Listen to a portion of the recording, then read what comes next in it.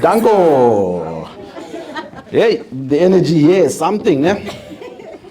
But I've got a DJ is coming just now, don't worry. Good morning, good morning, good morning. All right, I got an hour and a bit just to leave you with some gems. Super excited to be here. There's a little bit of admin that we need to do in the background. So it's going to be a masterclass, right? And that's about learning. It's about knowledge, né? So if you go to the I Am an Entrepreneur website and you go to the section where you can download the masterclass, you can actually get a 2-pager that's going to describe the case study we're going to be speaking about today, right? If you also look at the back of your workbook, so a workbook, if you've got a workbook, there's a QR code there. If you scan that QR code, may I use this for a second, madam? If you scan that QR code, it'll take you straight to the website, and there you can download the workbook for today. The conversation is going to be about disrupting and how you make sure that as a business and a business owner, you stay on top of your game. And you know, sometimes the best way to learn is to learn from those that have come before you and they've done it wrong. And sometimes those have come before you and they've done it right, okay? So please make the time to download the case study because I think it's going to be quite important. And we all know that when we learn and we're able to see information, it's easier for us to turn that into value in our business, which is the point of today. So when we talk about disruption, we are in an era where either you are going to be disrupting or you are going to be disrupted. Né? So you're either going to be disrupting or you're going to be disrupted. And you've got to pick a lane. And so today we'll talk about exactly what that means. So the case study that we're going to be looking at is Nokia. So if you're an entrepreneur and you're here today and you download that, it's very cutesy, it's very demure to download it. So if you it's very mindful for you to download it and read it at home. It's very value adding and intentional. So please make sure you do that. Because when you go through it on your own, I think that's when the information is going to land and that's where everything will start to become real. All right, so we're talking about Nokia. We're talking about Nokia. Anybody, by show of hands, who's got a Nokia device? Those two. Hands up. Who's got a Nokia device? Like right now in this room, who has got? No, it's okay. Don't be ashamed, guys. Phone, e-job. E-phone. Do you have a Nokia? Oh, yes. It's resting. Or it's a res. Resting at res. Okay. Who's got a Samsung? Show of hands. Hands up. Samsung, that's roughly, okay. Let's call it 25% of the room. Yeah. Who's got an iPhone? Hands up. iPhone. iPhone anything. iPhone anything. Yeah, anything. All right. It's just a game. Okay, let's be inclusive. Now, who's got a Huawei? Huawei? 1, 2, 3, Huawei, okay. Okay, anything else? My Tone, Hisense, Alcatel? I have a Mobicel, any Mobicellers? Vodafone, Katele, other, let's call it other. Who's got another? Okay, there we go, got some others, all right. Others, you know the box, woman, man, other. All right, so if I did this exercise in the early 2000s, 40% of the room would have put up the hand and said they have a Nokia. 40%, right? And now it's in this room and it's $% right? Which is an interesting, it's at home, they're all resting at home. Which is an interesting show of how you can go from being the top of your game to being disrupted, right? And so when we talk about what happened with Nokia, it's very interesting because sometimes we often look at big businesses and we think that they're too big to fail. They've got all the money in the world, they've got all the knowledge in the world, they've got all the resources in the world, which is everything that we complain about as entrepreneurs, right? But even with all of that, you can still get it wrong. So our reflection today is really going to be on the journey that Nokia went through. Some very key things that happened because they're lessons that we can learn as entrepreneurs. And from that, we'll summarize with what you should be thinking about so that you don't become the disrupted, but you do the disrupting, right? And you create value in ways that haven't been created before. So let's start from the beginning. I know you probably haven't downloaded it, but who knows when Nokia was founded? Any takers? When was Nokia founded? Anyone? Guess. Throw out a guess. Wild guess.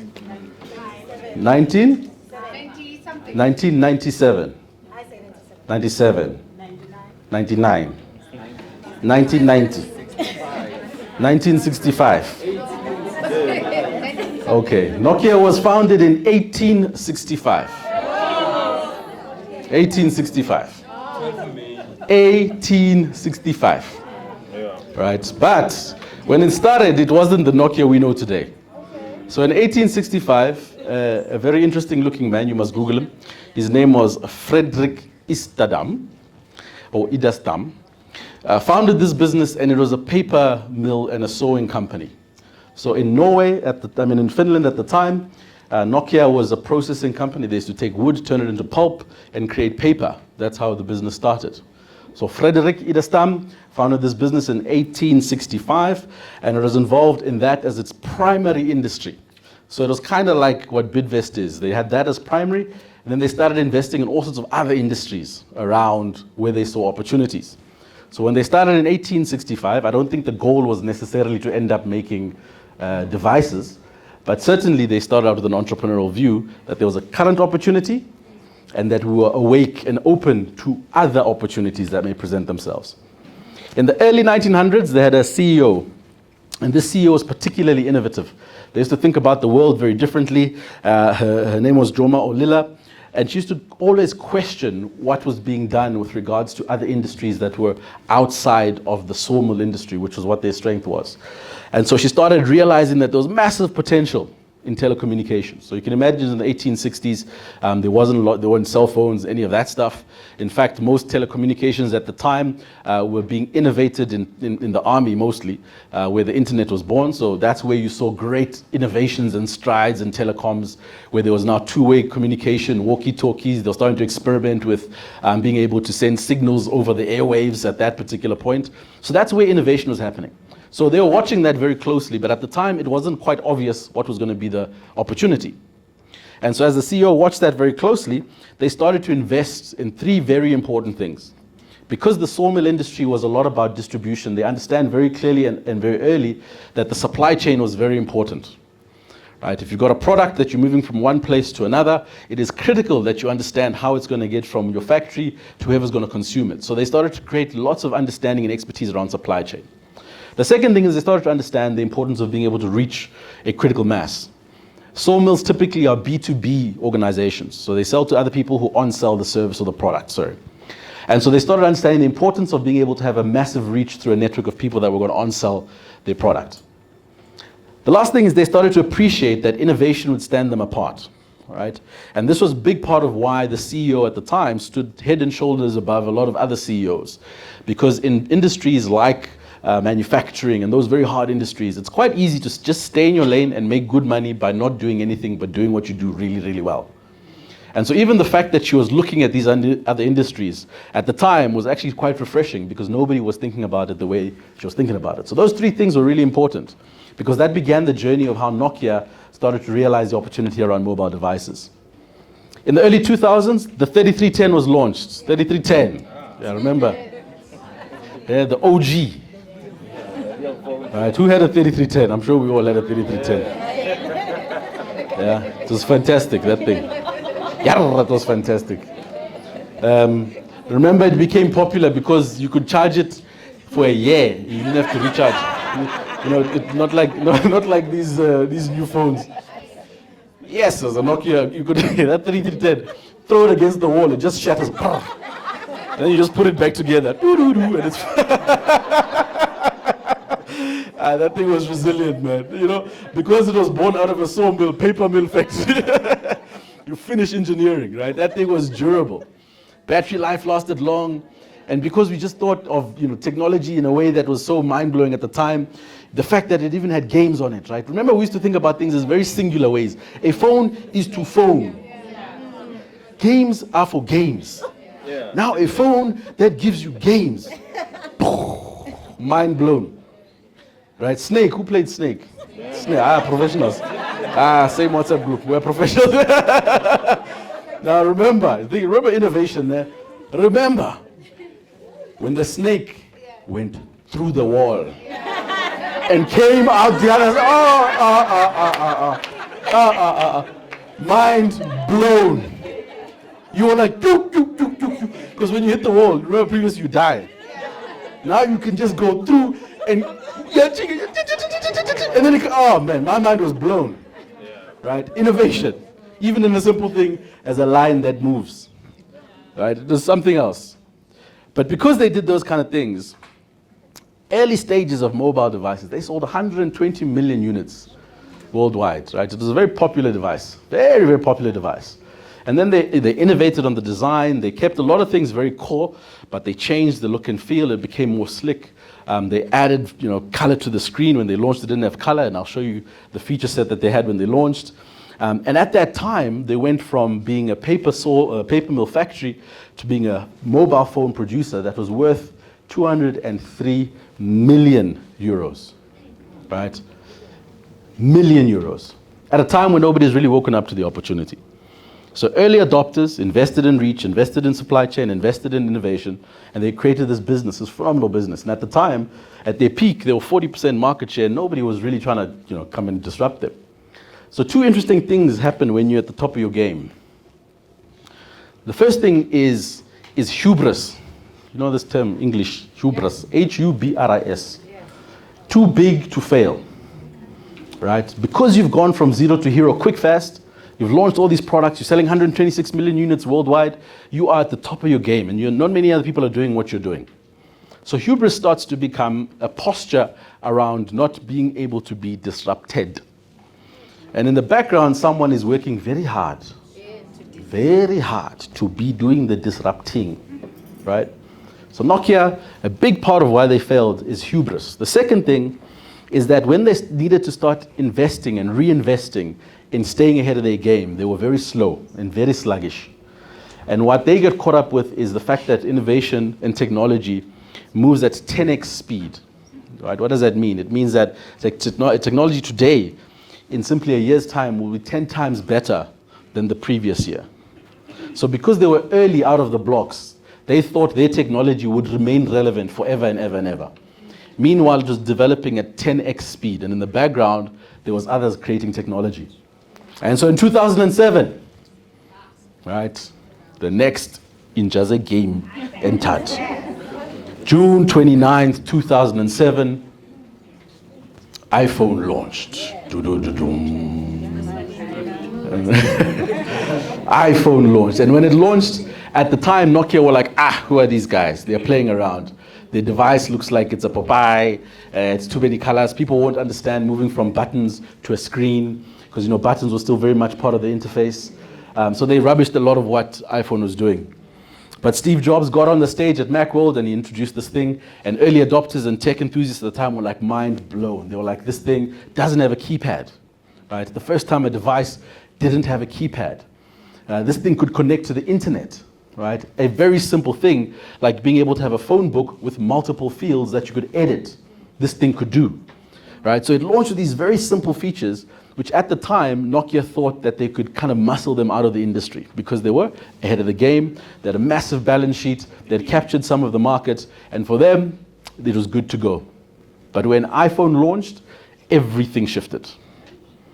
The industry shifted. Consumers were shifting. And the product was fundamentally changing. And so from there to 2014, iPhone 6 and iPhone 6 Plus are the best ever selling devices in iPhone's history. iPhone 6 and iPhone 6 Plus launched in September 2014, and together they sold almost double the amount that the 3310 sold, 220 million units. iPhone 6, iPhone 6 Plus. And you know what's interesting about iPhone strategy? iPhone 6 versus iPhone 6 Plus, it's like a little update. That's the difference, But Nokia 3310, it's like 3310. So now the trick that iPhone uses, we are abused consumers, us. So they'll add a plus, then add 45% markup on the plus. Meanwhile, it's the same thing. Maybe there's a nice curve on the icon, right? That's how they drove a lot of margin.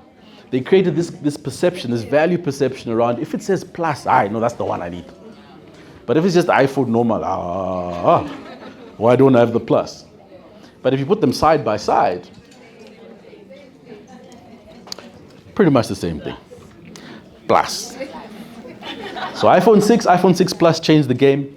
They sold phenomenal amounts of units, and in so doing, they also started to take over from a market share point of view.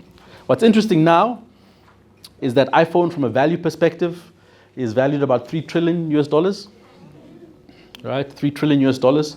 There's new entrants. So, we saw 40% market share for Nokia in the early 2000s. They've got zero now. But iPhone enjoys about 15 to 16% market share because there's so many new entrants. And what's going to happen is history is starting to repeat itself in a way. And Samsung is chomping away at the bits. Right? So as we've seen history, we must learn from history sometimes, is that Samsung and all the other Eastern manufacturers are now looking at this opportunity and going, how do we pull an iPhone on the iPhone? Right? So we're going to see some very interesting things happening from a mobile device point of view. Right? So it's very fascinating when you see what the timeline is. The second thing is, this is not decades, right? It's not like these are hundreds and hundreds of years. These things happened, 2000s, 2007, 2014, 2023. It's our lifetime. It's not like this thing was happening, since 1865. We know those ones died. So it's happening in real time. And so an important thing we need to understand as entrepreneurs is that we've got the ability to move quite quickly. And the way we run our businesses to become the disruptor, not necessarily the disrupted, means that time is a very important part of what we need to solve for. So when you look at this timeline, there's some interesting things that we can learn. And I want to paint a picture around the case for resilience and exponential growth, because that's really what you have to do. If you're going to avoid being disrupted and become the disruptor, it means that you have to think about very carefully what you do really well, and what you need to be doing and doing really well tomorrow. Right? That's really, really important. And if we think about the moment where things shifted for Nokia in 2007, it's what people call an inflection point. Right? The smart people that write lots of books, they talk about the inflection point. And an inflection point is interesting because it's a stimulus. It's something that either happens in your business that changes, or it's something that happens to your business that changes things. COVID-19 was an inflection point. Changed everything for all of us. You in your business might have an individual that is a key man or a key woman to the process. And when they leave you and they go somewhere else, that's an inflection point.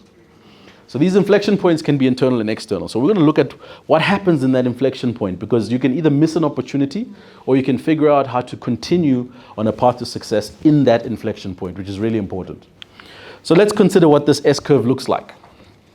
All businesses go through this phase, right? If you think about when you first started, when you're putting together an idea and you're trying to make sure that people understood your idea, you had at that point zero growth. You're right in the beginning of the journey. You then got someone to buy your thing from you. You got very excited. You're like, oh, wow, people are going to buy my thing from me. And then you reinvested back in your business and you continue to make more things. As you continue to make more things, you start realizing that you get to a point where the thing that you've been selling, maybe it should change, maybe it should be different. You've got some feedback from your customers and you're like, how do I make this thing last longer, right? At that particular point, you ask your customer what you should be doing and your customer tells you something that you don't want to hear, right? That's an inflection point. You're now going, this thing that I started that I love so much has gotten to a point where I've got knowledge and understanding that it could be better. It means that you've gone through a particular wave of growth and your business now might be starting to plateau. If you look at the numbers in the bank account and the number looks the same every single month, right? It means you started to plateau. It means you need to think about what you need to be doing differently. Now that moment is a strategic inflection point, right? It's that moment where you're about to go into a next level of growth, but there's energy that you need to put into to make sure you get to the next level. At that strategic inflection point, you've grown to a particular point and you need to figure out how you grow more. Whatever business, however large, small, every business goes through strategic inflection points. The only difference is the number of variables that can potentially impact you at that particular point. So if you're a one-man show that's sitting there and you're baking cookies, you'll go through a strategic inflection point because all of a sudden the price of your inputs goes up and you've got a competitor who's buying things from a cheaper source and now they're going to be able to undercut you in the market. Right? That's an inflection point. Or if you're a massive bank or a massive insurer that's been selling insurance in a particular way, now all of a sudden there are these guys who've invested in fintech and they tell you that you don't have to wait, you can get naked, and now they're charging half the price to be able to do what you're able to do. That's a strategic inflection point. So it doesn't matter what size of business that you're in. What you need to be alive to as an entrepreneur is, when am I going through a strategic inflection point? The last thing you want to happen is for it to be happening to you. And you don't know that you're in a strategic inflection point, right? That's also true. It's also possible, huh? that things are shifting around you so quickly and you don't realize that things are shifting around you. Then you wake up one day and you don't have a business. You're like, what happened? It's very possible, right? Because we get busy, because we've got things to do, because you have to be invoicing, because you have to, and that's the importance of working on your business as well as working in your business. So be alive to these strategic inflection points and know when it's coming towards you. I would argue that right now, every industry and most businesses in this world are facing the strategic inflection point of artificial intelligence, right? In some way, shape, form, size, whatever, everyone is facing that as a strategic reflection. So if you're thinking about AI and what it does to your business, you're thinking, well, if your head is in the sand and you're going, it'll never affect my business, you might just be Nokia in a few months' time. So be alive to the opportunity from a strategic inflection point perspective. The three things that are really important that you need to make sure that you keep your foot on when you are in that particular slipstream of inflection is that if you are not growing, it's like a swamp, right? Have you ever been to a swamp where water is not flowing? It becomes stagnant, there's flies. If you are not growing, if water is not flowing, you are dying.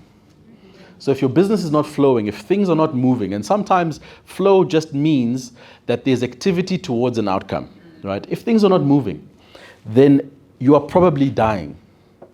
You have to be shifting as an organization. In a strategic inflection point, sometimes the wrong response is not to do anything because many others are doing something while you're not doing anything.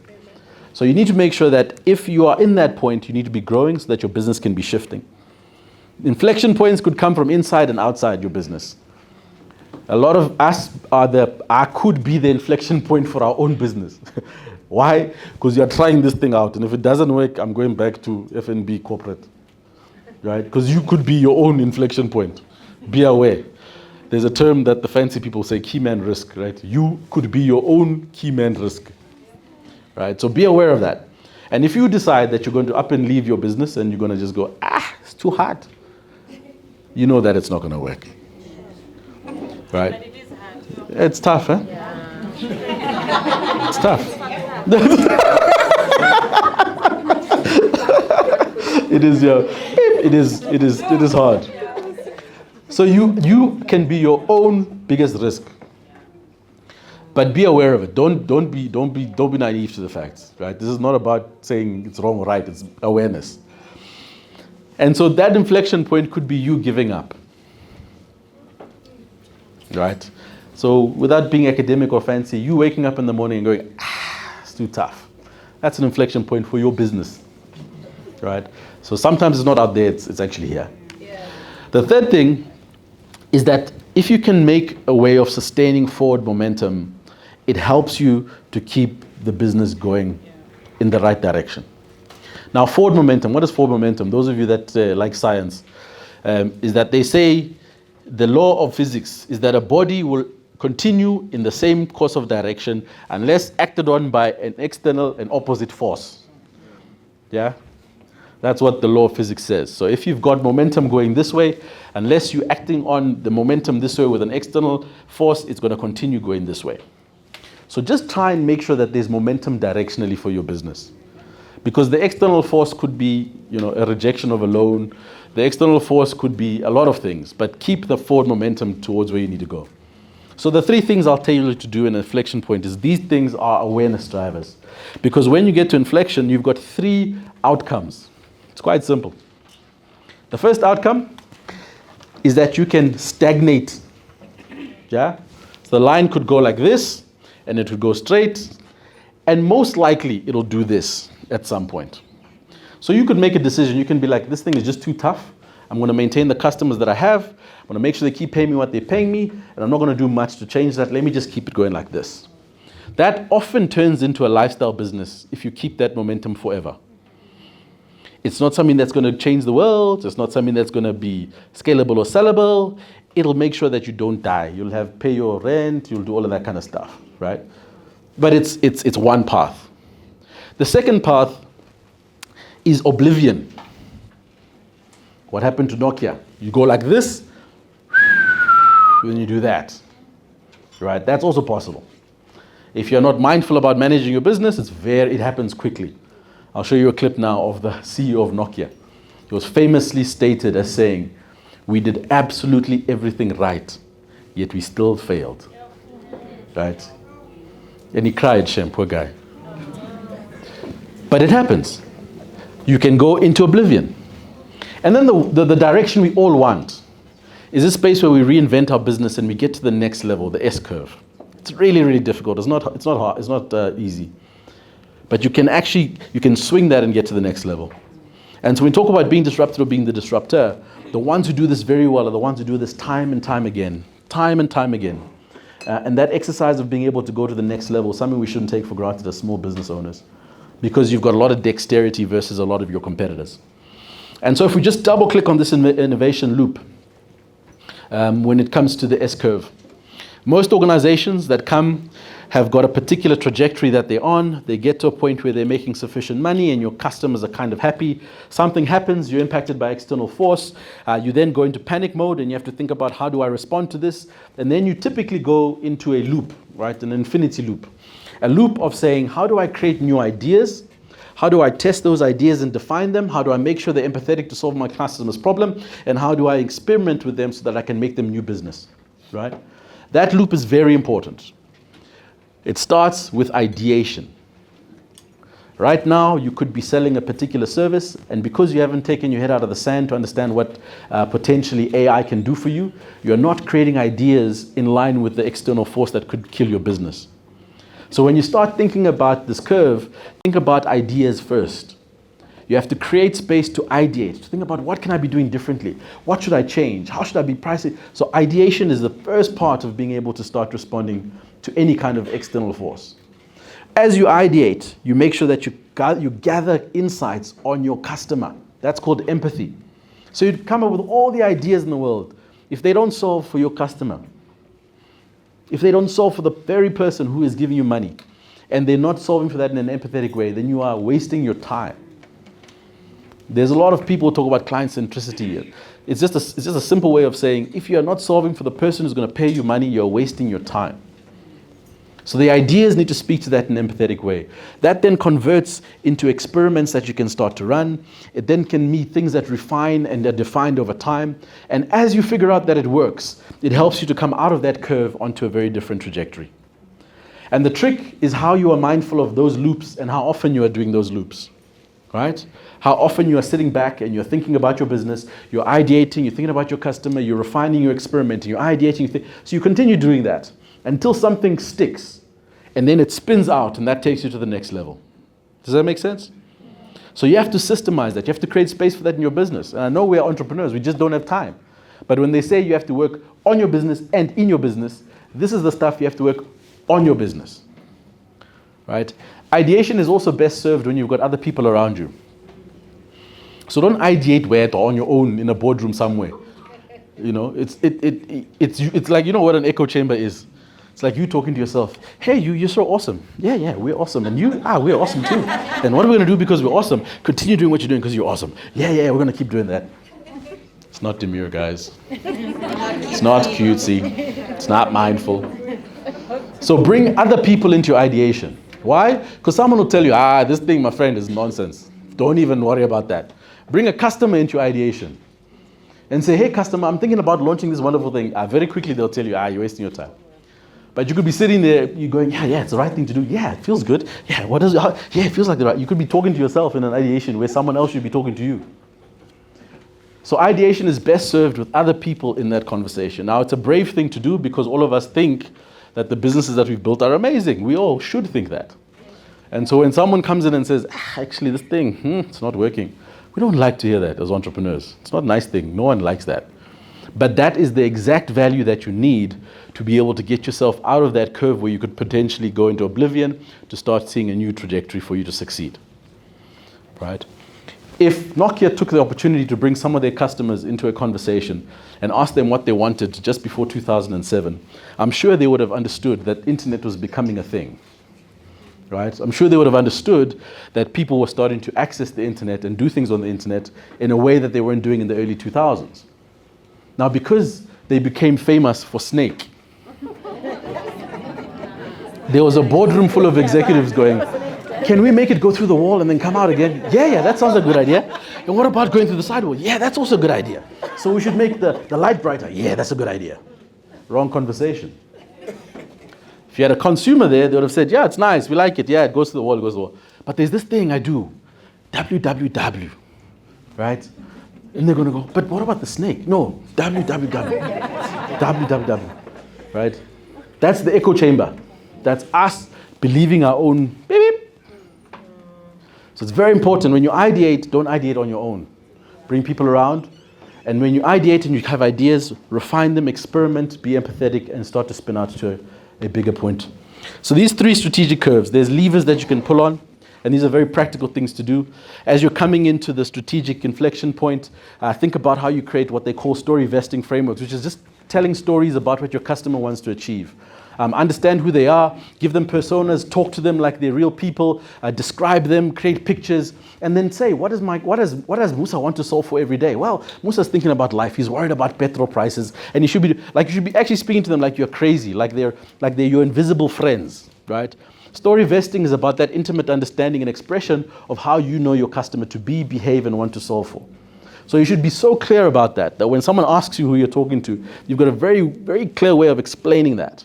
You need to make sure that if you've got teams that you're working in and working with, they understand what you're trying to solve for. There's nothing worse as an entrepreneur, and we have this all the time. All of it sits in your head, and you're convinced about it, but you've got a whole 2, 3, 4, 5, 10 people that you need to make understand what is in your head. And until you make it deliberate in terms of how you take them on the journey and you align them to what needs to be done, often you can feel like you're the only one who's fighting in the wind and nobody is following, right? Why? Because sometimes it's difficult to help people understand what you're trying to do. The next thing is that when you start story vesting and when you start ideating, it also means you need to take all of your assumptions and put them in a bucket and close them in the bucket and then build a model or build an understanding or try something new and then see how that works before you go and you get your assumptions and then you put them back on the table and you run your business, right? So when you take your assumptions about what's made you successful already, when you take your assumptions around why people are buying your product, have the ability to put them inside a box and close it and then think about the world differently and then come back and take them out again. Right? It sounds silly, but it's very important. Because if you're not going to be able to do that, you're always going to be saying, yeah, but this is what we do. Why must I think about this thing? This is what we've always done. That's our customers. Yes, we know that.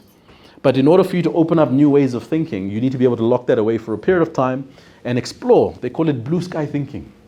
What if? And then come back to the thing, right? The second thing is that when you're in that point where you're experimenting and you're in the loop and you're creating all this wonderful new ideas, you need to make sure that it's happening quickly. We don't have all the time in the world. It shouldn't be one of those things that you are thinking for 12 months about something. It doesn't work that way. You need to make sure that those loops are quick. And when I say quick, you start the process, you end the process. Don't be the kind of person that is in a process, thinking about a process, about thinking about the process that you need to think about. Don't be that. Take the time, whether it's a day, book the day out. Sit on a Saturday, start from beginning, finish, and move on. Sometimes as entrepreneurs, we are so busy that, we think that we're going to do lots of little things all the time, and we don't finish anything, right? You never finish everything. You start everything. You're one of those people that's got like 99 tabs open. Close some tabs. Finish the task, close the tab, right? So take the time. Saturday from 9 to 5. This is what I'm thinking about, what I'm doing. Invite people, get it done. As long as you can do 1 hour here, 1 hour here, 1 hour here, try here. Number one, the quality of your thinking is going to be bad. Number two, you won't ever get done. So that really becomes important. Designing and testing, channel content. So if you can test things quickly, nowadays we've got this social media thing, which is wonderful. So sometimes you can test certain ideas. You may have loyal customers. Ask them the question. Is this something you would buy? Is this something you would do? Is this something you're thinking about? What does AI mean for you? And your customer may say it means nothing, or they might say it means everything. But have the ability to be able to do that very quickly, and then try and be able to reposition the business. And then lastly, as you come out of the S-curve and that innovation loop, you really have got a lot of value in terms of innovation and loyalty, because you've proven a particular case, you've gone through the process of thinking about it, you've been able to change the way your business should be responding to it, you've ideated potentially a new business model, you've figured out who you should be partnering with, and that's the kind of stuff that takes you to the trajectory where you can actually not go into oblivion, but get the next level of growth. Right? So this is all, I've broken it down, but it's actually just a moment in time. If you think about 2007, where Nokia missed this moment, they weren't mindful. they weren't cutesy. They weren't intentional about understanding what was happening outside the organization. So make sure that this innovation loop is baked into how you think. So here's a quick video. Now, with hindsight, are there things I'd do differently? Of course. Like what? Naturally, I probably would have started as doing hardware earlier so that we could have been more effective in the phone business. Yeah. I mean, this is kind of like an IQ test. Should Microsoft have a position in the phone business? Yes. The two most profitable companies, we were the #1 most profitable company in our business for a long time. Two guys that passed us, and they both did it by making phones, Apple and Samsung. So, I mean, I don't think the software was the right play there, but the two most profitable companies in our business are Apple, Samsung, Microsoft. Right. For years it was Microsoft and some other guys. Yeah. So, do I wish we had done that sooner? Of course I do. Then why didn't you? When the name of your company is Microsoft and your formula works, our formula was working. We were software guys. Bill Gates told Paul Allen when Paul first wanted to do hardware back in the 70s, we were software guys. So for us it was kind of a religious transformation. And you could say we always had a little hardware, we had a mouse, we did the Xbox, but the big step was doing the Surface. Surface was our big step. We bought Nokia even after that. But the big step was doing Surface. And it, you know, I love our partners. I love HP, I love Dell, I love Lenovo and the like. But the truth is there are things you can do and you can be more complete in your vision. Your feedback loop is tighter. Customers are telling you what they like and don't like much more quickly. And you know, I don't regret our journey, and I don't regret the fact that we're tremendously profitable by making operating system software for PCs. But relative to new form factors, like the phone was new to us, I should have moved us faster. Should have moved faster. Speed. All right, so big organizations, the curse of being big is speed. The gift of being small is speed and agility. Right, so in your industry, in your sector, in your business, one of the key things that you have as a lever is speed. So don't behave like you're a big organization, because that's what they wish they could have done. They wish they could have been faster. They wish they could have had better innovation loops in terms of listening to their customer. They wish they could have done that. Right now, you should be able to pick up the phone and talk to your customer and just understand what the issue is. Whereas for them, it was a whole project to be able to do that, right? So when they launched, remember this guy, many relationships were created, broken with the Nokia 3310. So these were the features, right? When Nokia launched, they had what they called a monochrome LCD, 48 by 84 pixels.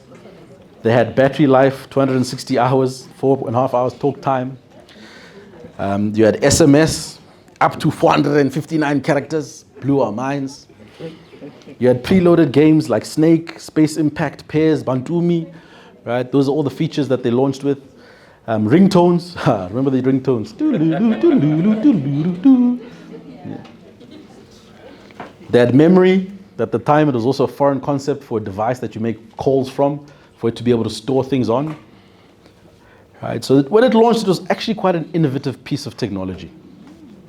And so that can give you the feeling that you don't need to be doing much else, because how are people going to copy this very quickly? Until other people show up. 12 features, iPhone launched with 17. They innovated on the core features of the 3310. So when you had in the 3310 a monochrome LCD, they decided to go through a 3.5-inch touch screen, 320 by 480 resolution, 16 million colors. At the time, unheard of. Right? So if you just look at feature for feature, so screen for screen, let's not even go anywhere else. When you look at one screen and you compare it to another. So what about your business? Let's compare your business. Your business, let's just look at service. Let's ring fence service. If we're going to compare the service you provide, like for like to someone else, Nokia versus iPhone, are you Nokia or are you iPhone? iPhone Plus. Plus. Nah? It's just a basic comparison. Here we're talking hard features. Now I'm just talking about service. If you're going to go out there and try and win customers, are you Nokia or are you iPhone Plus? Right? So feature to feature, service to service, you have to be better than your competitors. It's a baseline comparison because unfortunately nowadays consumers are so spoiled, right? And I suppose sometimes as entrepreneurs you don't realize that. If not you, I'll move on quick, fast. You're not doing heart surgery or sending me to the moon. I can find someone else who can bake me cupcakes, right? It's the truth. So if your service is not at the level it needs to be on iPhone Plus level, you run a huge risk of being disrupted very quickly. So service important. Then you have to add extensions, right? So when you look at how they competed like for like on things like screen, on things like battery life, etc., they were kind of incremental improvements. And then what iPhone did is they said, okay, cool, we're like for like better than you. And then on top of that, we're going to create new things that you can't even compete with, right? So we're going to look at things that your customer has been telling you, or maybe you should be listening to, that you haven't listened to, like accessing the internet, right? You launched and you couldn't access the internet. We're going to launch and you're going to be able to access the internet from our first version. iPhone 1 will give you access to the internet. No matter how basic it is, you can get access to the internet. Already that takes you completely out of my consideration set if I'm looking to try and buy a really innovative device, right? Simple. It was also just looking at the environment and where things are going and taking a big bet on connectivity, right? Technology like Bluetooth, early Bluetooth. They realized that at some point, these devices are going to become smarter. So at that stage, 3310 could not do much with another 3310 together, aside from sending each other SMSs. They then said the world's going to become connected, so a thing like Bluetooth will become more important. So these devices will not only connect through a GSM network, which is your strength, they'll also connect through the waves. They launched with that. They realized that this keyboard thing, the QWERTY keyboard, at that time it was a big thing because the buttons were so nice to press. Remember those Nokia buttons? They were so round and so demure. Like you used to press them and you used to feel like you're pressing a button. There was a tactile experience to pressing the button. And they took a big risk. They said, no, we're doing it with buttons because the way devices are moving is that it's a screen interface. Now that's a very important decision because it's a risk as well. It's a risk. People could be like, I want my buttons back. Sometimes people are like, I want the old thing that I had. So it was a risk as well. But they said, we're going to give you something new. So in your business, when you consider the fact that you can compete like for like in your iPhone Plus versus a Nokia, also consider the things that your competitor's not even thinking about, but you believe are going to be important to your customer. And if you're ideating in an echo chamber where you're pretty much confirming your own bias and what you know, it's going to be very difficult for you to think about what those other things should be, right? A return email. Let me tell you the power of a return email.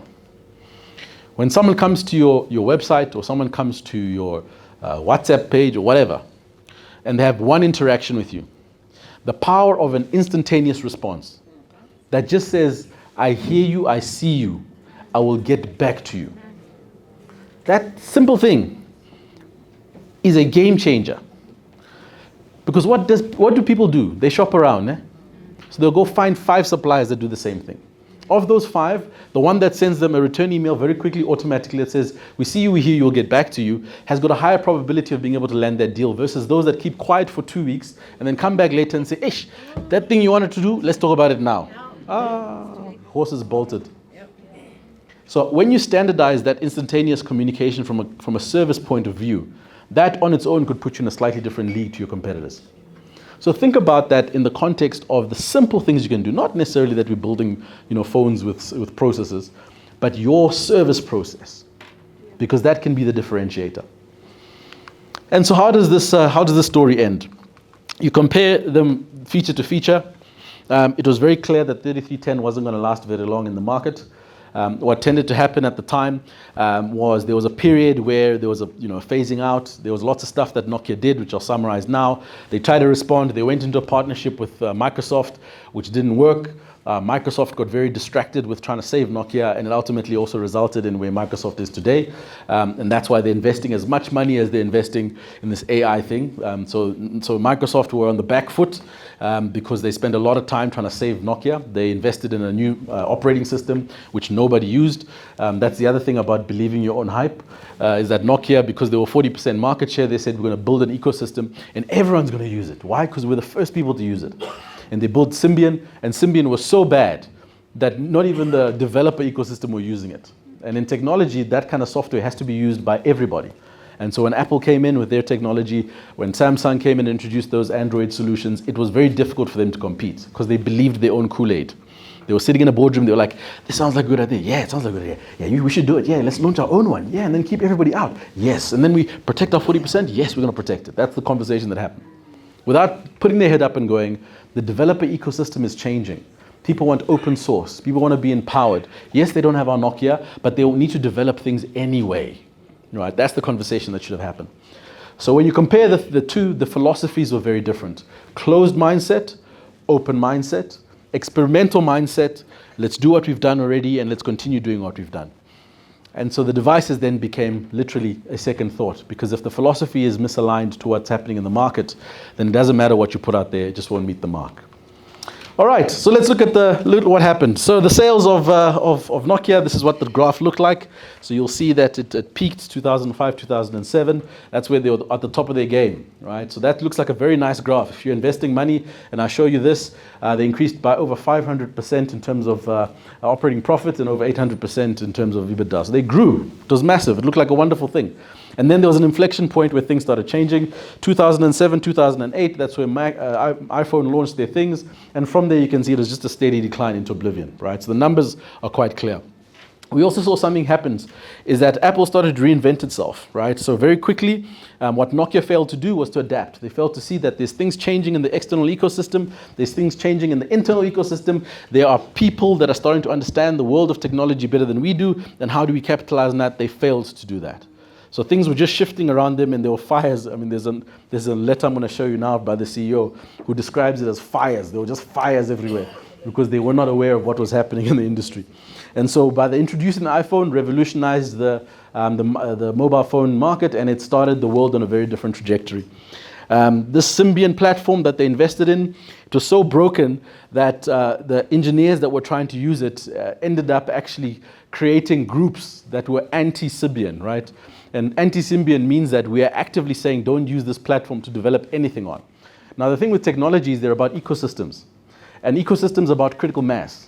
So the more people that you have using your ecosystems, the more products and services you can push through there, the more things you can make available to your customers. So if you go to Apple and you look at their marketplace, they got developers dropping things in there every single day. Why? Because it was open source. It encouraged people to be able to use their technology. But Symbian was just a disaster because it became an ordeal, and it was like almost a desperate attempt for Nokia to try and recapture the market. The problem is the horse has bolted at that particular point. So there's some very clear strategic missteps because they were not spending time in that infinity loop with enough people that were telling them how things were changing outside of the organization. Then they said that it went from a total fiasco to a total success to a total fiasco. There was now internal leadership issues. So typically when things start going wrong, shareholders start asking questions. They start holding the executive accountable. They start saying, hey, what's going on here? And then people's jobs start being a threat because they have to respond and figure out how they're going to save the situation. They changed CEOs a few times to try and rescue it. They tried to get people in that could understand what was happening. But at that point, it was a little bit too late. And all the leadership changes inside the business culminated with a guy called Stephen Illop, who was the CEO. And he came in there, and he was probably the most honest CEO, but he then described this situation as a burning platform, literally a burning platform. We talk about it strategically, but here he was saying, hey, it's burning, like literally burning. He sent a letter, and you'll see that these are the points he sent when he created a memo for his organization. He says, stock is moving into negative credit. He said the battle of devices is becoming a war of ecosystems. Remember the ecosystem thought? And we've chosen to have a closed ecosystem where we need an open ecosystem. He sent a letter saying Google had become a gravitational force, which meant that the Google ecosystem was now key to developing technologies, and they missed that completely. He was saying things like, we have multiple points of scorching heat that are fueling the blaze around us, right? How descriptive. Imagine getting an email from your CEO saying, hey, it's burning. So he said there's multiple sources of scorching heat that are fueling the blaze of fire around us, from Apple, Android, and the Chinese competitors, even early days of the Chinese competitors, those flames that they were throwing, right? And he says we're not fighting in the right weapons. We are still often trying to approach each price range on a device-to-device basis. We don't even have the right weapons. right? So how do you go from 203 million euros market cap to not even having the right weapons, right? That was his statement. So remember this idea that hubris, sometimes being the biggest and having the biggest balance sheet is not good for you. Sometimes being small and being nimble and agile creates a platform where you can innovate and be a lot quicker. Then they had this partnership, which was a disaster. Nokia and Microsoft, once again, trying to save the situation. This partnership was effectively trying to create a new system called Migo and adapt to the changes, which didn't work. They couldn't launch products to the market. The organization hadn't built the muscle of being able to respond quickly. So what tended to happen, even when I was working at Facebook, so at Facebook, we used to use, the Facebook app was also our internet and our intranet. So, for us to say, if I was sending other people messages that worked at Facebook, there was a version of Facebook that we used to use. And that version of Facebook that we used to use updated itself about 14 to 16 times a day, right? 16 updates a day, and I never knew what they were doing. Now, the muscle to understand the speed of those kind of updates is not something that you just all of a sudden have. So if you're an organization that's taken a bet on Symbian and has been a closed source solution, and that closed source solution has now created a sluggish technical muscle, it means that there's no way you can keep up with the innovation that's going to be happening in Android and in Apple and all those other places.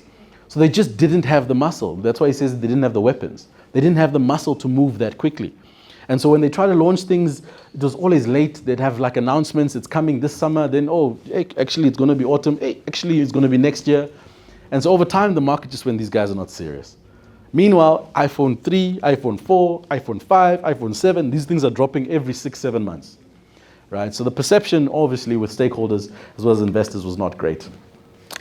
Then Microsoft tries to acquire all of Nokia. At some point, their market cap was $203 million. I think they acquired them for probably about a fifth of the price because it was just not a going concern at the time. And they thought they could save them by being able to bring the muscle of Microsoft into the picture. They started integrating the ecosystem into their devices Microsoft was creating, such as the Lumia and the Surface. But once again, it was just one of those last attempts to try and solve for something that I think they'd lost complete control over at that particular point. And then unfortunately, the picture was not great, right? This was the final nail in the coffin. That fateful interview where he called all the media and stakeholders and said, Nokia is no more. We're changing direction. We're going to try and do something different. We didn't do anything wrong, but somehow we lost. Right? We lost. So let's be mindful, right? You can have all the money in the world, you can have the market position, you can have all that stuff that we dream about as entrepreneurs, but it's not a guarantee that you're going to win. There's other things that you need to be doing to guarantee that you're going to win. So what are the key lessons and what are the things that help you guarantee that you'll probably win? The first thing that we did see is the importance of innovation. The absolute critical importance of innovation.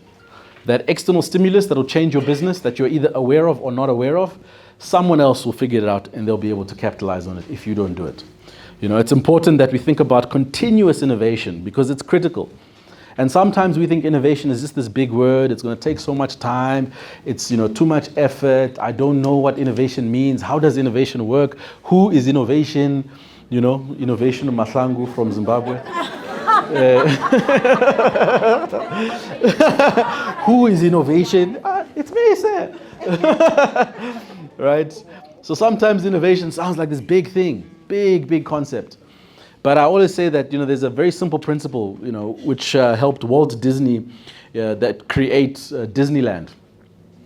At some stage, the foremost form of entertainment in the USA was watching VHS tapes.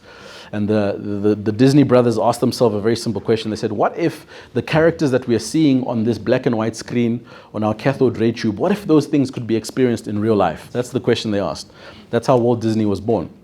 So I always talk, and that principle of everyday innovation is something that is a core founding principle of Walt Disney. So I say to entrepreneurs, innovation sometimes is just about asking what if. Right? So if you're in an industry and sector where you've worked in for a long time, just list all of the things that are standard operating practice. Right? So if you bake cakes, a cake must have flour in it. A cake must be in a box. A cake must be round. Just list all the things that are standard. And then for each and every one, just say, what if? What if cakes didn't have to be in a box? So how else could we give cakes? Maybe it's a new scooter, I don't know. But asking what if opens up your brain to thinking about new things, right? It's very simple. You know, if you're in the automotive industry, cars must drive on the road. Cars must have 4 wheels. Cars must have a door that opens and closes. Cars must have petrol. Elon Musk says, what if cars don't need petrol? Then, boom, Tesla's born, right? So think about your own industry. Think about the thing that you do and list all of those things that are standard expectations. And when you ideate, say, what if this was to be different? What if it was to be different? And then go down that rabbit hole. Create the time to say, if it was to be different, it could look like this, it could be this, it could be that. Doesn't mean you're going to change it, but it means that your mind is now innovating, right? So you need to be willing to go down those roads to be able to understand how to keep yourself relevant, all right? So very important. Key lesson from Nokia, the importance of innovation. The next one is the agility in how you make decisions. Now, obviously, we're entrepreneurs. Sometimes it's a one-man decision. But, the decision, if you are inside an echo chamber, is the wrong decision. If you are, hey, this sounds good. Yeah, it sounds good. Should we decide? Yeah, let's decide. All right, I vote for yes. Okay, I also vote for yes. We're doing it. Yeah, you know. That's also a quick decision, but it's you talking to yourself, which is the wrong decision. But if you've got your customers around you, if you've got people that are going to give you a different point of view, that's going to make you uncomfortable, then make decisions quickly, because now you've got lots of different data points. If you are confirming your own thing, you're probably going to make the wrong decision. And yes, you're going to make it quickly. Yes, you're going to be agile, but it's probably going to be the wrong decision. So number one, get the right people around you, get the right data, the inputs, and then make decisions quickly, right? It's so important because markets are changing so quickly. The shape of markets, demand, productization, all of that. I mean, I operate in the creative services industry, and AI is completely changing how we do things, completely, right? And in a couple of months' time, as AI gets 10x better than it is likely that close to 50 to 60% of what we do can be done better by AI, right? So we have to ask ourselves that question. We have to say, what does that mean at the point that it becomes 50 to 60% of what I would put on an invoice that my client will say, I can do this on my own? What does that mean for my business? And if you're not actively asking that question, and if you're not actively understanding the opportunity and the implication, it means that very quickly you become irrelevant. We started a process probably about 12 months ago, like advertising agencies, big advertising agencies. What we do is we take briefs from our clients, and with those briefs, we create amazing campaigns, right? Simply put. So there's 4 steps. Take a brief, do a strategy, have a creative platform, a creative big idea, and then launch to market. You go into your products and your channels, and then you give reports back to your client. 4 very simple, easy steps. About 12 months ago, that process took us 43 days. On average, because we service these big, cumbersome clients, 43 days from brief to production. I started asking the team that because of this AI thing, we need to be doing this thing faster. It's just irritating now. Let's do it faster. They were like, no, we can't do it faster, because, and they listed all the problems. And I asked the question, what if we could do this in 10 days? Oh, no, never. Can't work. Can't do it. I said, let's just try. Set about on a journey where we were looking at all the best-in-class AI out there. We can go from brief to production in 3.5 hours now. Wow. That's great. 3.5 hours. The problem is our clients, because they take so long to approve. That's the problem, right? But we've gone from 42 days and a paradigm that says it's impossible to get to 10 days to 3.5 hours in 12 months. So what? And we're using ChatGPT 4, the Gemini 4, Mid-Gen. They're using the basic entry-level AI. And by all intents and purposes, the AI is going to get 10x better in the next 2 months, and 100x better in the next 5 months. So what does that world look like? So a bit of agility in decision-making means that you're going to do things that are fundamentally uncomfortable. My chairman's going to ask me now that you're doing this in 3.5 hours, how are you going to charge people? I don't know. I said I'll figure that out. Adapting to market changes. Anticipation, your posture around anticipation is important. Working in your business is important, but working on your business is critical. It means that you have to be able to anticipate some of these shifts by being aware of what's happening in your market. Nokia, unfortunately, got into a situation where they believed their own Kool-Aid and hubris took over. So they failed to suspend their disbelief and invest in a direction that felt like it was the right thing to do. Therefore, they created products and services that were late, that were obsolete, and that didn't make sense for the market that they were in. So you might be in a very similar situation where you have to create products that have to keep up. So if you're in the food services business, as an example, there's a huge kind of shift now to veganism. There's a huge shift to responsible sourcing. There's a huge value chain change that is happening. And if you're not solving for that actively, it means that you're on the back foot, because at some point someone's going to figure out something that takes you completely out the market, right? So it's really important that you keep up to date with some of those changes. And then the culture. Once again, sometimes you run one-man shows. So you are the culture. So you have to be very demure and mindful. So if you are the culture, you have to be aware of how you can be an enabling and a disabling factor in your own business. We can be enabling because it's important for people to be close to the heartbeat of the organization. What is happening, the history of it, how it's come about, why we are here. The first CEO for Nokia that realized the opportunity in the telecoms industry was a CEO that was looking at opportunities and trying to turn them into value. Then further down the line, you have a CEO who's thinking about how do we maintain what we have and not grow it. So the culture in the organization is definitely driven by the leaders. And so us, as the people that sit to make these decisions to either enable our environments or to disable them, must take accountability of being able to ensure that people feel empowered to do what they need to do. Often, as entrepreneurs, we think it's somebody else's responsibility. And if that doesn't happen, and you start getting to a situation where you have to find someone to blame, the last finger you point is at yourself. But let's be accountable to the fact that we drive culture, we set the standard, and we create the behavior that will either enable us or disable us in the future. So either we'll be disruptors or we'll be disrupted. Right? All of this is really about leadership. All of this boils down to leadership. And I've got some very bad news, because sometimes they think leadership gets easier. It doesn't get easier. Leadership does not get easier. We just get better at it. Right? So find ways to make sure that you are testing, training, figuring out, attempting. Do all those things so that you can get better at it. Because it doesn't get easier. I wish I could sit here and tell you it gets easier. It gets harder, in fact. More money, more problems. You heard the hip-hop guys told us. They send us the signals. We didn't listen. More money, more problems. Well, so it won't get easier. But as you get better at it, you'll start to see that it's a really empowering thing, because we have got a huge role to play in this economy. One of the things I've spent a lot of time doing in the last couple of months is defining my purpose, because leadership is difficult. People talk about entrepreneurship, they think it's this fancy thing. When you're the owner of your own business, think, oh, it must be so fancy. I'm like, nah. I was once asked to describe what it feels like. I said, it's like walking to the corner of table mounting every day and choosing to jump off. That's what entrepreneurship is, nah? It's like it's like committing suicide every day because you believe in something. But what is important is to make sure that your purpose aligns with the organization. And what I've done, I've dug deep. So my purpose now, I used to think about myself as a gardener, right? My purpose was to create environments where other people could flourish. That was my purpose. I've recently revisited that. It hasn't shifted much, but it's still the same. My purpose is now to create environments where people are immensely uncomfortable, but can safely grow, right? Immensely uncomfortable, but you can safely grow. Why? Because nothing grows in comfort. Yeah. And so as you have the rest of the conversation, I hope you find great discomfort in what we're going to talk about. I hope you find great discomfort in what you hear, and you can convert that discomfort into the energy needed to grow your business. I thank you.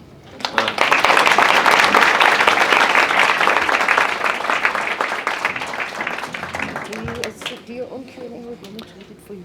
I can do it. Please. Shall I do it? Yes. Okay. We are here now, gathered, ladies and gentlemen, to do a Q&A. Keep the questions short, cutesy, and demure, and mindful. And I'm happy to answer any questions that you might have. Any questions? Can I clarify anything? There's a question there? Okay. Is it working? Shall I give you mine? There we go. Good morning, everyone. Morning. I had to prepare this. My name is Gugu. I'm the founder of Orange Memo, an organization dedicated to empowering young entrepreneurs, particularly in undeserved communities, by providing them with the skills and resources they need to succeed. At Orange Memo, we often face the challenges of helping startups scale their businesses effectively, even when they operate in an environment with limited resources. We believe that innovation, agility, and decision-making and the ability to adapt quickly to market changes are crucial for their success. My question is, how can startups in resource-constrained environment like Alexandra effectively implement growth hacking strategies that foster innovation and adaptability? What practical steps can they take to encourage a culture of experimentation and quick decision-making without needing substantial financial investment? Cool. Right. It's a great question. I'm going to try and explain to the guys over there, but I'm going to draw a picture. So in resource-constrained environments, see, I even bring my own cookie. Look at that. Very cutesy. Very demure. Right. So when you've got a situation where you've got big problems to solve, right? Regardless of the environment you find yourself in, the most important thing for you to be able to encourage the entrepreneurs, especially when they don't have a lot of resources, is what they call first principles thinking, right? So you have to break down big problems into small problems, right? So if you can articulate this problem that you need to solve, and you can give them a very clear way to go on the journey to solve that particular problem, it will help them to start understanding the muscle around thinking about problems. If you're going to talk to them about this problem, they'll never start, right? So you have to break it down into smaller things. So if you're going to say to them, you need to start a business in this particular community that's going to help us to alleviate poverty. That's a very big problem, right? If you say to them, tomorrow when you're walking down the street, I'm going to give you Magwinya I2. Find someone who's going to buy them from you. That's breaking it down into a small problem. I did this with my wife, right? When I was going from corporate back into entrepreneurship, because my wife met me when I was an executive.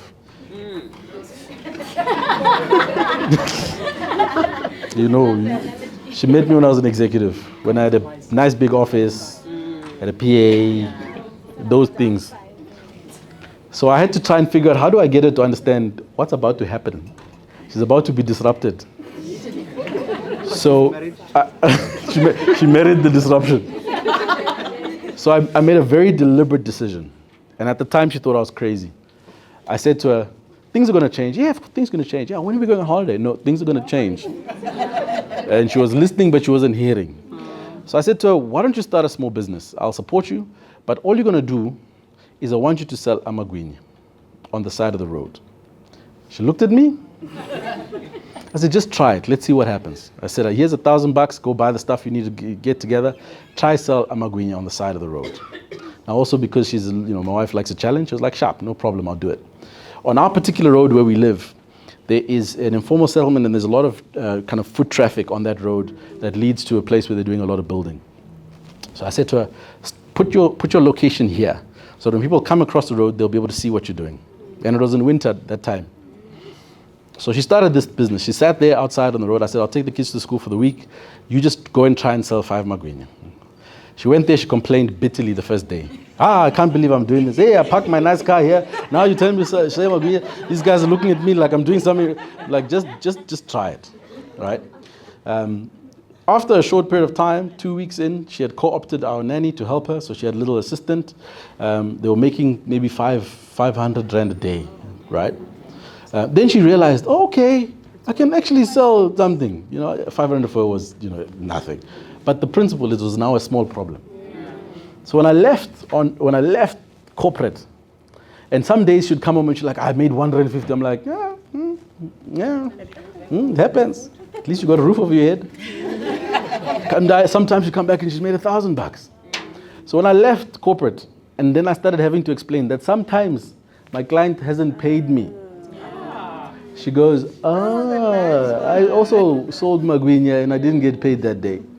So I took a potentially big problem in trying to help her understand that this is what entrepreneurship means. It's going to be difficult sometimes. I'm going to be stressed. I'm not going to get paid. You know, I could go down that road. She wouldn't have got it. But I gave her a very small problem. I even funded the problem. And I told her to understand, right? My wife now is an advocate. She's run her own business called Kalenga Attorneys. She understands entrepreneurship. She gets what it's about. She can't even go back to corporate because she's now just this person. It was a small problem that she solved that helped us address a bigger problem. So I think that's what I'd advise you to do. And the resourcing you need for a smaller problem is also scalable up and down. So you can make it a micro issue instead of a macro issue. When you try to solve macro issues, it takes a lot. You'll be surprised how much people kick into gear when they get the satisfaction of solving a small problem. And that is all you need to do, is make sure that they get that satisfaction. It's like a drug. You know, when you sell something and someone buys it, you're like, hey, I can sell it. You know, and then you get them to sell more, and then automatically something happens in the brain where they'll start solving these other pieces, and all of a sudden there's a whole big problem solved. So that's the goal, is try and get this articulated and try and support them solve a small problem.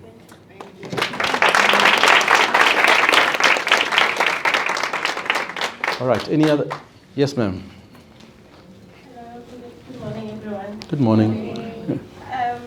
You know, when sometimes you begin something, Yeah. like in this, Kulisani. sorry, you don't know what you don't know. Yeah. Like when you started your business, you knew about your industry, you knew how to, I don't know, put an itinerary together, but you didn't know that you don't know how to be an entrepreneur. And for example, there's some people who will respond to an ad that you put out on Facebook and Instagram, and you boost your post or whatever, and you get sales from there. And you're thinking, okay, maybe this is working, so maybe whenever I get paid or get an invoice, I'm just going to post because then people respond to that. Yes. But then eventually, then it stagnates, like you said, it stops working. Yes. Paid Instagram 500 rand. And Yeah. There's no lead coming back. Yeah, like, what the hell? That's not money back. But then sometimes you don't need to put out a post. Yeah.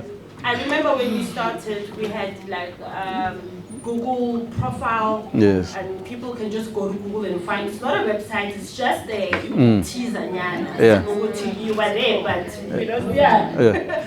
And all we had was the business profile. Yeah. And then you've got your social media pages. For example, I would get a client from the UK and just say, oh, I saw your Instagram profile. We are coming to South Africa, and can you assist us with the package and stuff like that? And you're looking at this inquiries like, yo, I'm Bobby.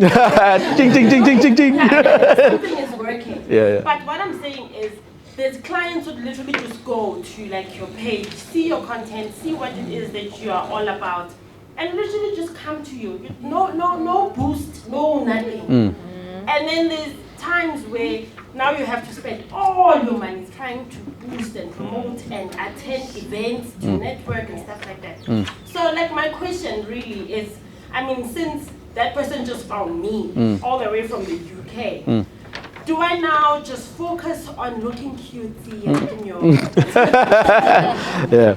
or do I mean, like, I don't know, or do you keep on trying to boost the post so that then you have like, you know, 1 million following, so that maybe like the right people will, or do you come to you and give you the brief and say, then Musa, you figure it out. Yeah. But then as a small business, I don't know if you can afford that. So, Cool. yeah. No, good question. Not. Can't afford it. We're working on that. We're launching something. So two things I'd probably suggest. The first is the person who came to you from the UK, try and create time to understand why they came to you. Right? How they got you, why you. Because a big part of your job as an entrepreneur is to obsess on the problem you're trying to solve. So if you do have those instances where you're like, why did this person choose us? Try and create a space where you can actually engage them on that basis, so you can get the insight. It might be something small, it might be something big, but it's important that you ask the question, because somehow the Evans sent them to you and now they're your customer. So that's the first thing. And that feedback loop that we saw is really, really important. That you know they are, you can pick up the phone, you can figure out a way to give me 15 minutes of your time. I'll give you a 5% discount, whatever. Figure out a way to get that conversation. The second thing is the changes that happen on digital platforms are a real thing. So you are right in that at some point you got a lot of value by being able to just boost things, and they'll change the algorithm, and all of a sudden you're not getting the same amount of value. It happens all the time. So either you're going to start having to be on top of when those changes happen and what implication they have, or you're going to find someone that has the knowledge that's going to keep your strategy up to date, and also the implication of newer platforms versus older platforms. So what typically happens with these kind of technologies is the more the platform matures, the less, there's no such thing as a free lunch is what they say. So the less value they'll actually give you. So Facebook is still a great reach platform, but if you were buying Facebook ads 3 years ago versus now, you have to pay far more now to get the same value you got 3 years ago. So that's changed. But if you, as an example, go to a TikTok, right, which is a newer platform that's still growing, that is still establishing itself. A lot of those dynamics around value are still very much in your favor because they're trying to make sure that the advertising platform works and da-da-da-da. So those are the games that you have to understand that happen on especially the social media and online platforms. And you have to make a decision around where you need to spend time and energy, but they change very often. And then lastly, obviously, the platforms you have ultimate control over is your own, whether it's your website, whether it's, a WhatsApp channel or whatever it may be. And there's also quite a bit of work that you need to do there to make sure that you're at the top of your game. Remember we spoke about iPhone Plus versus Nokia? So if a travel agent like you and I go to another travel agent and I inquire with both of you and you got an automated response and the other one doesn't, those are things that are just going to make sure you're optimizing your service. And so in your own channels, make sure that is completely optimized before you start thinking about other things to do. So here's a classic example of how AI could help in your business's case. When someone sends you an inquiry, as an example, out of on WhatsApp, there's particular information you can get, potentially even included is an email address or whatever it is. With AI now, you can take that information and put together a very basic intro package at a reduced cost without them having given you any information. If you get what I mean. That's a value-added thing. Whereas another travel agent would ask me for all this information before they give me the value. You understand where I'm going? So there's ways you can create value before you ask anybody for anything that puts you in the door and keeps you in the conversation, right? So that's where you get the iPhone Plus versus just iPhone. So I think those are the kind of things that you should think about. But I think first and foremost, ask the person why they came to you, and see if that data correlates with everything that you're doing. And if it doesn't, that's a big learning in terms of how you're showing up on the platforms. Yeah. You're welcome. Time for one last question. 3 minutes. One last question, 3 minutes. Bossy boss. Oh, there's two. Who's? Hey, Huli, help. SOS. Okay, who's first? Were you first? Yeah, I actually have Okay. the lady. Okay. Good morning. My name is Okelezan Mokeleti. I run Okelezan Mokeleti Attorneys. I'm a technology lawyer. Oh, lovely. And, I basically specialize in contracts. Negotiate, vetting, drafting. Call me if you're going through a fight, I'm here. Yeah. The question that I have is, we were not taught entrepreneurship in law school. Business is that easy, coming out of law school and being able to do it. So I've been doing it for 15 years and going into various, territories. So cross-jurisdictionally, I've worked Africa, Middle East, Asia. Okay. Now, the question is, how do I get entrepreneurs to understand the risk that lies in losing money from not doing the basics of compliance? The last thing you want is to find yourself in a CCMA case and you're being asked to pay 6 months, and that's literally, the rest of the quarter's monies that you have. You're spending it on one individual. Yes. How are you supposed to survive paying other people who are staying, etc., etc.? So those are the basics. How do I get to a point where I am using the skill to be able to paint a picture of risk mitigation being part of a business plan? Yes, I gave mine away. Oh, sorry. All right. Huli, I'll lean on you here because there's a lot of hands, but I want to respect your time. Oh, okay. All right. So So there's a term they call opportunity cost, which you know very well, right? So the idea of opportunity cost is basically helping someone to understand that in making decisions, you forego things or you gain things, right? So you got a decision X, you got a decision Y. When you make a decision X, this is the let me just call it benefit, and this is the cost. When you make decision Y, this is a benefit, and this is the cost, right? And so when you look at opportunity cost, you're basically looking at decisions and what the outcome is, right? So in your case, you're saying entrepreneurs are making potentially bad decisions and not fully appreciating what the cost of that decision is. So as a person in your shoes, my goal would be to how you quantify the cost and dramatize that for entrepreneurs to understand. Quantification and dramatization are very interesting tools, because if you start talking the language of 100K and you associate to 100K missed NDA,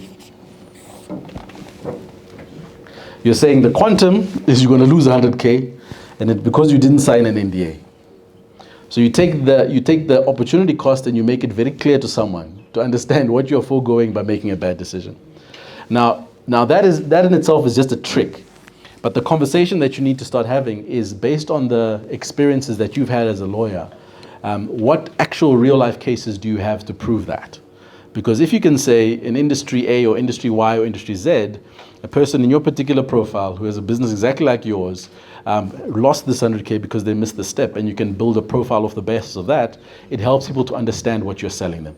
So you're selling them a way to be able to avoid this issue, but you're doing so by being very clear on what they need to do from a legal perspective. So I think that's how you should probably think about framing your value proposition. And then dramatizing the hell out of that. What does 100K mean for an entrepreneur? It means you're not going to Sun City. That's not very cutesy. Or you're not going to be able to afford to pay school fees. Or it means you're not going to be able to do X and Y. So you need to make sure that that's real and tangible. Because then they go, ish, then that means that it's an important thing for me to make sure I sign the NDA. So I think that's probably how you can frame it in terms of how you approach. All right, ma'am. Make it real. Nobody wants to lose money. Ladies and gentlemen, please give a round of applause to Musa Kalenga. Thank you so much for such a valuable masterclass.